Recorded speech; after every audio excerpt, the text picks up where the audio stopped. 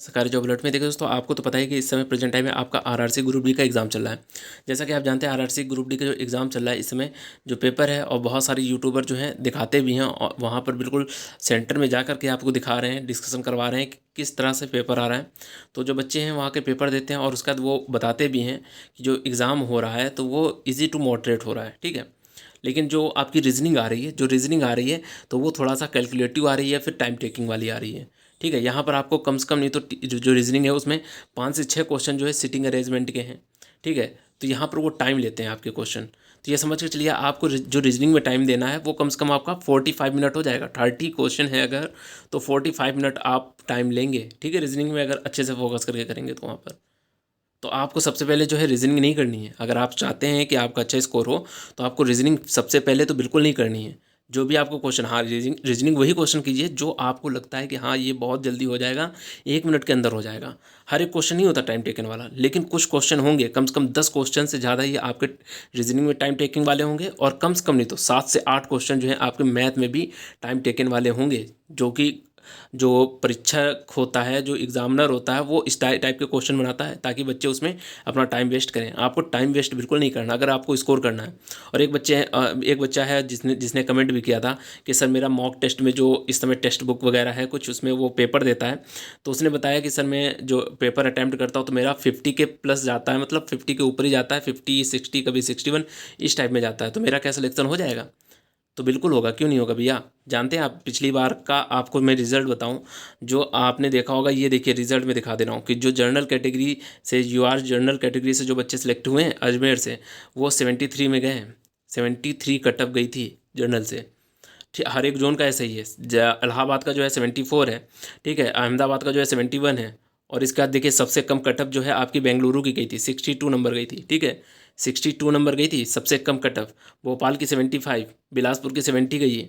और इसका देखिए भुवनेश्वर जो है आपका, यहाँ पर भुवनेश्वर को देख सकते हैं, भुवनेश्वर का आपका 73 गई है। चंडीगढ़ की 75 गई है। चेन्नई की 71 गई है। फिर इसका नीचे की ओर आते हैं, यहाँ पर देखिए ज़रा, यहाँ पर आपका गोरखपुर का 73 गया है। गुवाहाटी का आपका 77 गया है।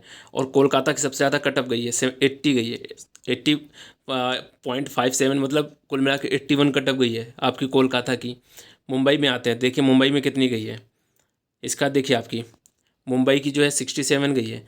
पटना की आपकी कितनी गई? 77। रांची की आपकी 76 गई है। सिकंदराबाद की आपकी देखिए 69 गई है।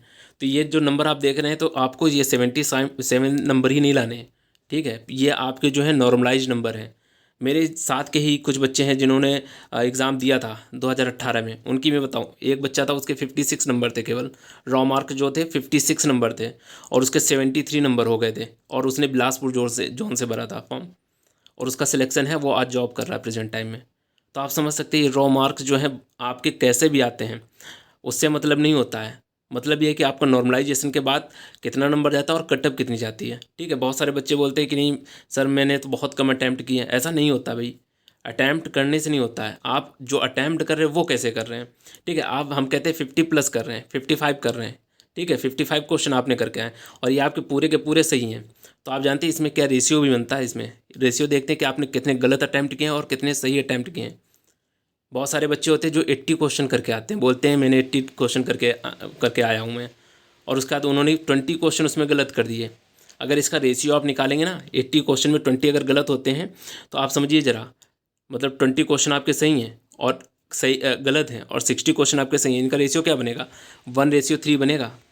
आप समझ रहे हैं कि अगर इन 4 क्वेश्चन में आप पेपर देते हैं, 4 क्वेश्चन में आपका 1 क्वेश्चन गलत है, और यहीं पर एक लड़का है जो अगर केवल कुछ नहीं करता है, केवल 50 क्वेश्चन करके आता है, ठीक है, और उसमें से केवल वो 5 क्वेश्चन गलत करता है। उसका करेक्शन बहुत, एक्यूरेसी बहुत अच्छी है, वो 5 क्वेश्चन गलत करता है और 45 क्वेश्चन गलत करता है। तो इसका रेशियो बनेगा 1:9।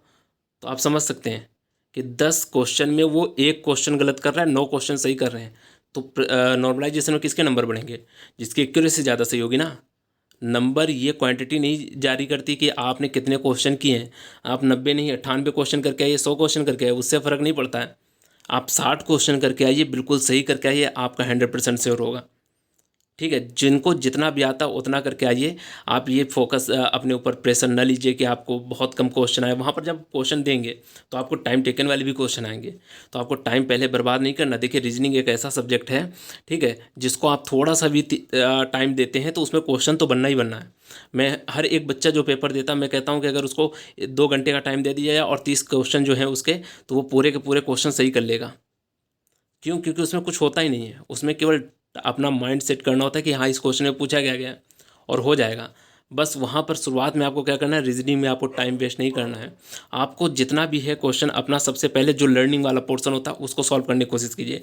देखिए अब ये नहीं कि आप पहले लर्निंग वाले क्वेश्चन ही ढूंढेंगे, आपको करना क्या है, एक तरफ से आप क्वेश्चन रीड करते जाइए। देखिए रीजनिंग में है, और आप जानते हैं जो आधे आधे पेज के क्वेश्चन रीजनिंग में लिखे रहते हैं तो वो आपको टाइम तो लगेगा ही लगेगा उसमें, कम से कम नहीं तो 3 मिनट से कम तो लगना ही नहीं किसी क्वेश्चन में, कितना भी ब्रिलियंट बच्चा हो।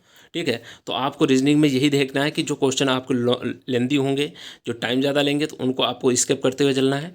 और जो लगे कि 1 मिनट में हो सकता है रीजनिंग का या फिर मैथ का, उसको तुरंत कीजिए। और लर्निंग वाला जो सिलेबस है आप सबसे पहले उसको फिनिश कीजिए। ठीक है, लर्निंग में आपको एक ही बार में क्वेश्चन समझ में आ जाता है कि हाँ इसमें क्या आंसर होगा, अगर आपको लर्न होता है तो। ठीक है, तो आपका अच्छा स्कोर हो पाएगा। अगर आप टाइम बचा लेते हैं लास्ट तक, 1 घंटे में अगर पूरा पेपर देख लेते हैं, तो लास्ट में आपके पास 30 मिनट बचता है। उस 30 मिनट में वही लॉन्ग क्वेश्चन जो थे, जिनको आपने स्किप किया था, रीजनिंग में हो या फिर मैथ में हो, उनको फिर आराम से कीजिए। आप 3 मिनट भी देंगे तो भी आपके 10 क्वेश्चन आराम से मैथ और रीजनिंग के लास्ट में भी हो जाएंगे, जो कि आपका रिजल्ट बनाएंगे। ठीक है, आप लोग बिना प्रेशर के साथ दीजिए। फेज सेकंड का आपका पेपर 26 तारीख से स्टार्ट है। और अगर अभी तक चैनल को सब्सक्राइब नहीं किया, चैनल को भी सब्सक्राइब कीजिए। फिर मिलते हैं नेक्स्ट वीडियो में। धन्यवाद दोस्तों।